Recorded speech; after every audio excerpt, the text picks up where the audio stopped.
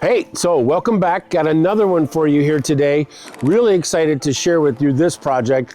This is one where we built a DADU, or a tiny house in the backyard, a completely freestanding structure. It doesn't have a separate bedroom, but it's fully functional, bathroom, shower, little kitchenette and whatnot. I'll show you an example of how you can do these auxiliary living spaces, the DADU/ADU, on your property. If you want to talk about how to build one, give us a call. Armada Design and Build. Check us out on the website.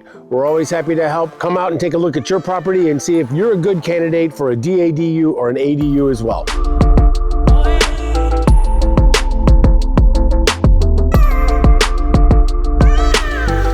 Well, DADUs and ADUs, the popularity and the interest has grown significantly for a couple of reasons, right? Aging population, housing prices as a way to help kids or grandma and grandpa have a place to live and be close by.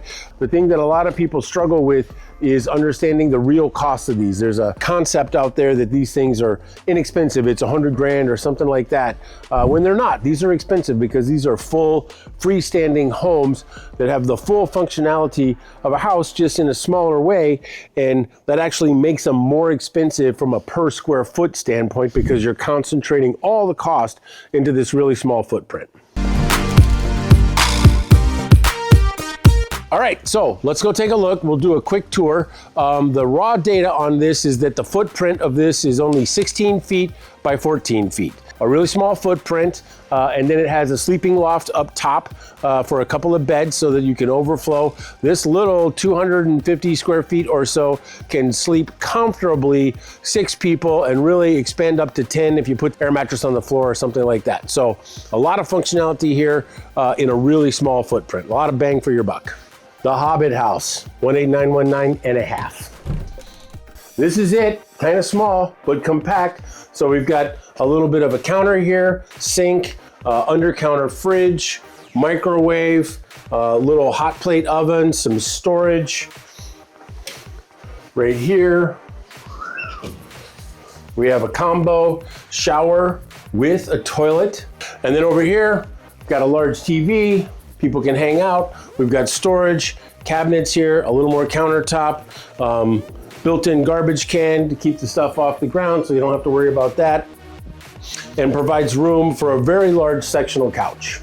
This open space, though very compact, allows room for a large 6-piece sectional couch, which then the way that they bought this and set this up, you take these ottomans and you put them in here, and this converts into a full-size king bed here for additional guests. So you can easily accommodate 6 or 8 people in here to hang out, have a movie night, watch TV, so on and so forth. A lot of large glass here to keep this open so that you can get some daylight in here. Not a huge space, but I think really well done and executed to give the homeowner here that real layer of functionality. This can be a hangout space, movie room, this could be a workspace, a studio for someone, sleepovers for the kids, places to have extra guest land when they come in town, kind of thing. So this really serves a lot of purposes, even though it's a really compact space. Sort of one of the hidden features of this space that I want to show you is the sleeping loft.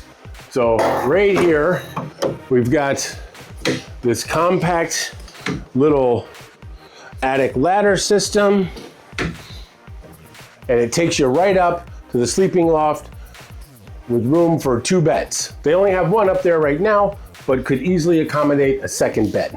We put in another door here, a little back door, and the idea here for this homeowner is that they want to turn this into just a little backyard space, but this landscaping and whatnot has just been finished in the last couple of days.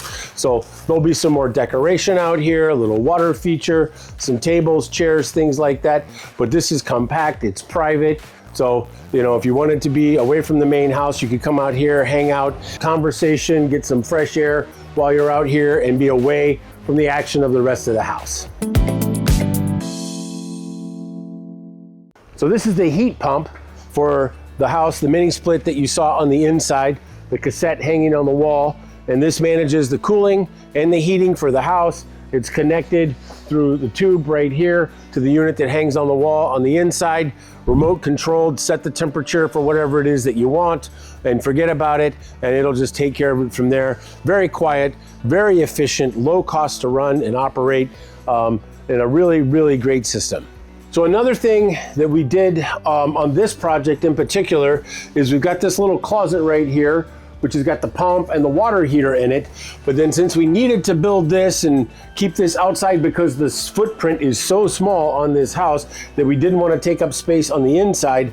And then we thought, well, why not just continue the roof and add a little bit of covered storage here and have a place to stick some stuff, get it out of the way, and get it under cover a little bit. If you're from the Pacific Northwest, you know how important a roof is with all the rain that we have. So just a place to tuck some stuff out of the way. Since we had to build this anyways, just extended it, got a little open covered storage additional space. So part of the process with a project like this is obviously the permitting. We've talked about that for ADUs and DADUs. You have to work with the building department to make sure that you comply and have all the utilities hooked up, connecting for your power, your water, your gas, things like that.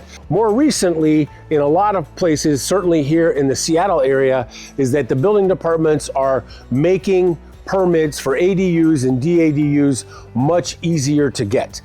They have reduced the restrictions and the requirements. They are much, much easier to obtain the permits for these than they were 4, 5, 6, 8 years ago, because they understand the need for additional housing.